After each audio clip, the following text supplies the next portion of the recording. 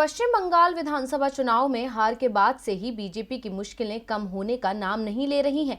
जहां एक तरफ ज्यादातर नेता कमल का साथ छोड़ तृणमूल कांग्रेस का हाथ थाम रहे हैं, तो वहीं अब बीजेपी के दिग्गज बाबुल सुप्रियो ने तो राजनीति से संन्यास लेने का ऐलान ही कर दिया।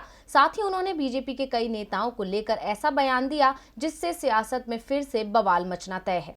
पश्चिम बंगाल की सियासत में लंबे वक्त से कयास लगाए जा रहे थे कि विधानसभा चुनाव में हार के बाद बाबुल सुप्रियो बीजेपी का साथ छोड़ किसी और दल का हाथ थामेंगे, लेकिन उन्होंने तो राजनीति से ही संन्यास ले लिया। साथ ही बीजेपी में चल रही तकरार को सियासी सतह पर लाकर खड़ा कर दिया।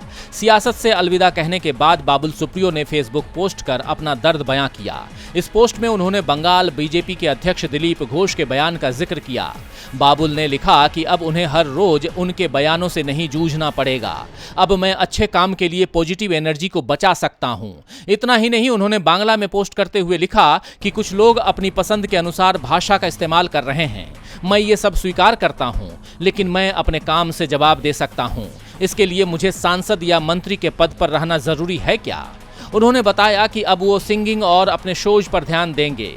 दरअसल बाबुल सुप्रियो का ये बयान तब आया है जब बीजेपी के अध्यक्ष दिलीप घोष ने कहा था कि किसे राजनीति में रहना है और किसे जाना है, ये एक निजी फैसला है।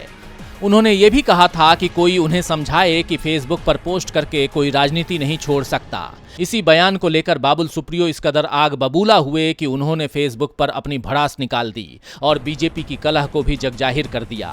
इस भड़ास के बाद राजनीतिक गलियारों में अटकलों का बाजार गर्म हो गया है कि सुप्रियो ने संन्यास बीजेपी में मचे बवाल की वजह से ही लिया है। खैर, अब असली वजह चाहे जो भी हो, लेकिन बाबुल का जाना बीजेपी के लिए किसी धक्के से कम नहीं है। डीबी लाइव की रिपोर्ट।